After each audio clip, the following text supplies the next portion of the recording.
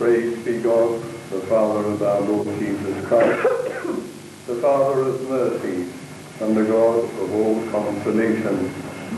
He comforts those who are in trouble with the same consolation we have received from him.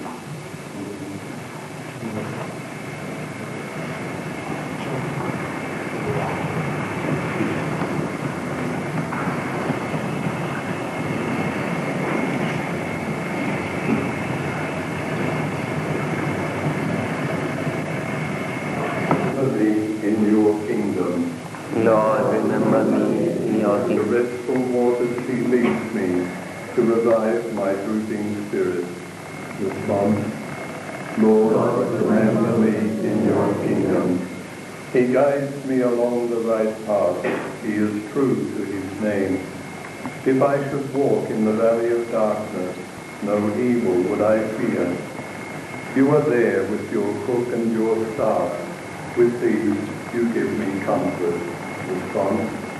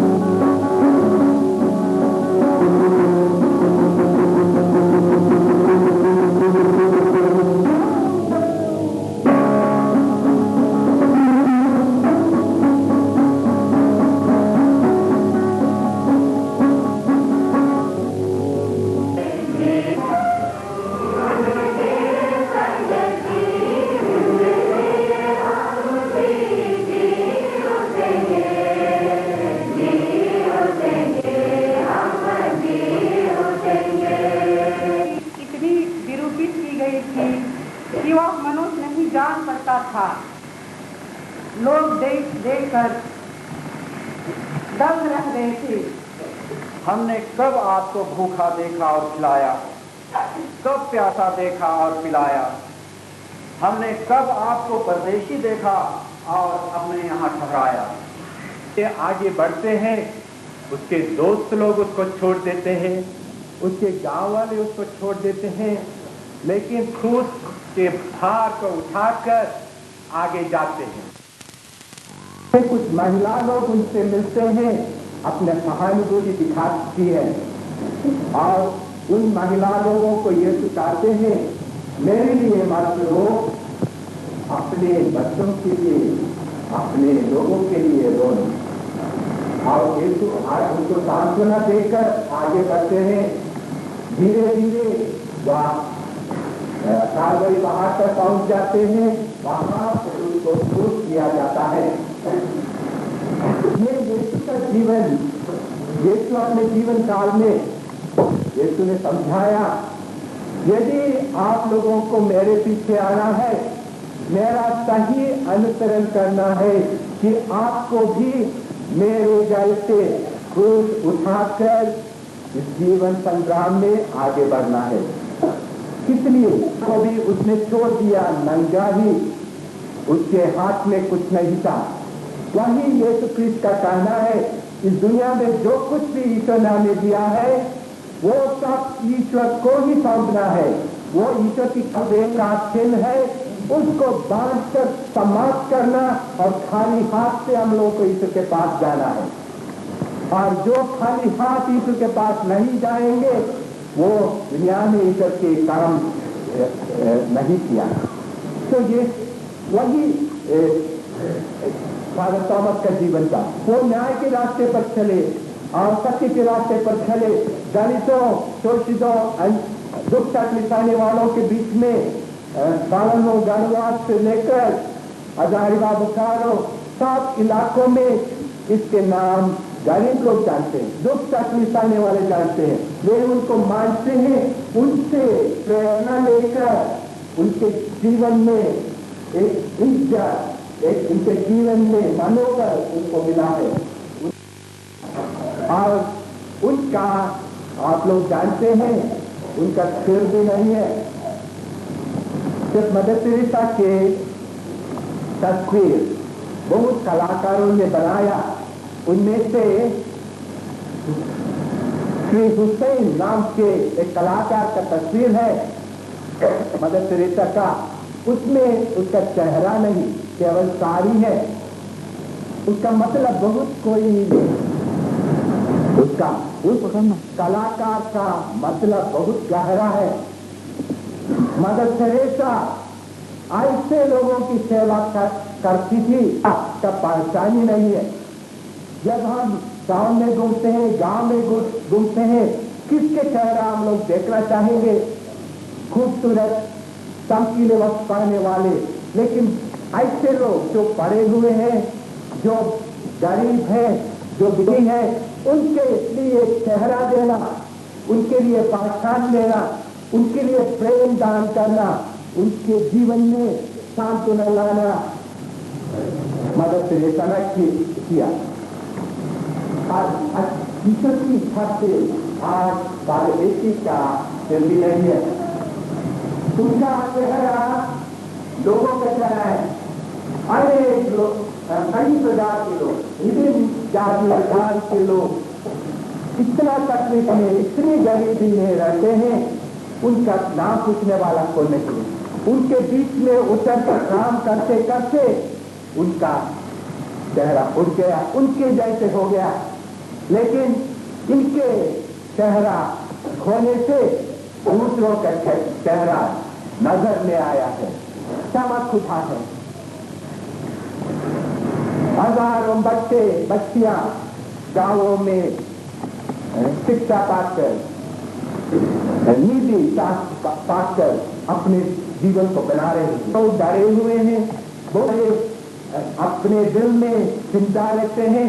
लेकिन ये चिंता, ये डर, ये माहौल जो हो रहा है इस देश में शांति, सत्य, कल्याण लाने के लिए बहुत सहायक होगा।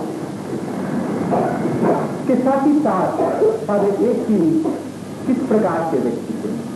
वो तो एक समाज में आए शायद 16 वर्ष के उम्र में, और शुरू से ही वो एक मिलनसार व्यक्ति था, सामाजिक बातों पर बहुत रुचि रखता था, बुद्धि का व्यक्ति था और पढ़ाई में बहुत अच्छा लिख भी सकता था। जब बहुत छोटे थे समाज में पुरोहित बनने के बहुत पहले उनके लेख इत्यादि सब पेपर में पब्लिश किया जाता था।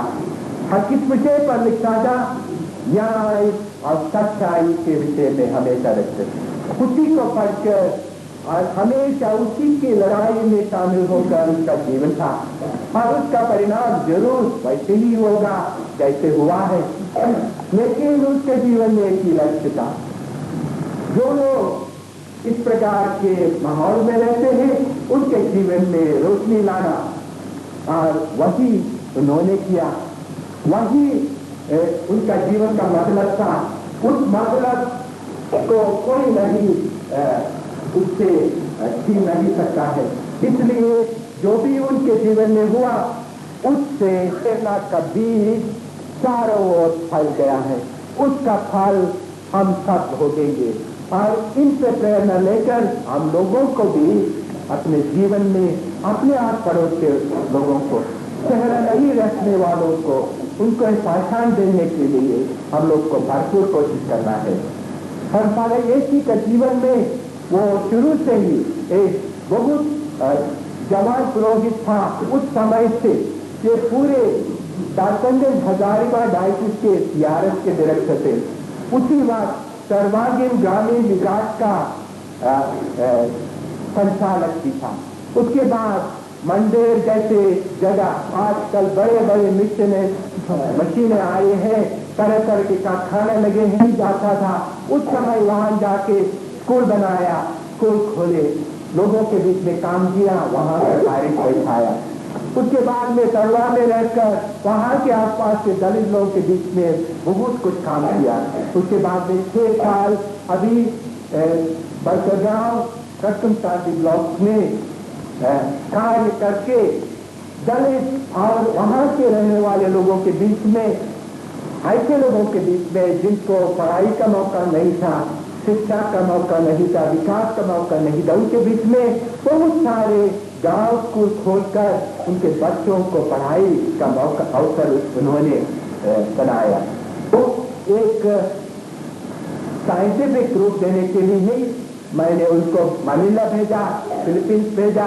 वहां पढ़ाई खत्म हो ही रहा था, 6 महीना बाकी था, और इस पढ़ाई में उसने अपने प्यारे लोगों को शामिल किया था, और उनके विषय में उसके पढ़ाई का प्रोजेक्ट उनको लिखना था। उसको लिखने के लिए आया, उसके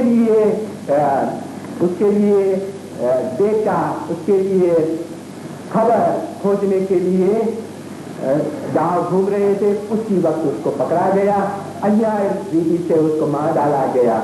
लेकिन उसका चीज जो भी वो लिखने वाला था उससे भी बहुत असरदार रहेगा उसका जीवन, और उसका जीवन का नमूना वो यीशु के पास चिन्हों पर चलकर और सबों को प्यार बांटते हुए, अपने दुश्मनों को भी प्यार बांटते हुए उन्होंने चला। वो तो सबों के लिए प्रेरणा है, न केवल क्रिश्चियों के लिए। यहाँ बहुत सारे लोग उपस्थित हैं, उनके निकट साथ काम करने वाले सब जाति, सब धर्म, सब इलाके के लोग हैं। उनके इस खबर को हम लोगों ने कहीं भी फैलाया नहीं, लेकिन मेरे ऑफिस में सवेरे से लेकर दिल्ली से, बॉम्बे से, पुणे से, विदेश से कई जगह से फोन आते रहा, कैसे ये सब हुआ हमको पता नहीं, कौन ये खबर फैलाया। इसलिए ऐसे एक व्यक्ति जिनको बेकार समझकर मार डाला, हजारों लाखों लोग चिंतित है। और एक रिपोर्टर ने मुझको कहा, दुनिया के 7 इंटरनेट जो बोलते हैं आजकल का संचार माध्यम, जिसके द्वारा विश्व के हमें इस घटना के विषय में सूचना मिली, कोई नहीं है। हमारे भाई लोग जिनके आंख अब तक नहीं खुले हैं,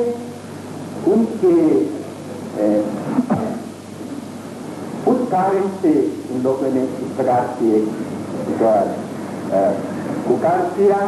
उनको हम लोग सारे दिल से माफी दे रहे हैं। जैसे यीशु क्रिस्त ने सूली पर कहा, हे पिता, ये लोग नहीं जानते हैं ये क्या कर रहे हैं, उनको क्षमा दीजिए। ये कहेंगे, हम सब कहेंगे और हम ईश्वर से प्रार्थना करेंगे ताकि ये फादर जेपी को पिता ईश्वर अपने स्वर्गधाम में स्वागत करे और उनके द्वारा इन लोगों के लिए उन्होंने काम किया, उनके सब जीवन के दुख तकलीफों को दिखाए।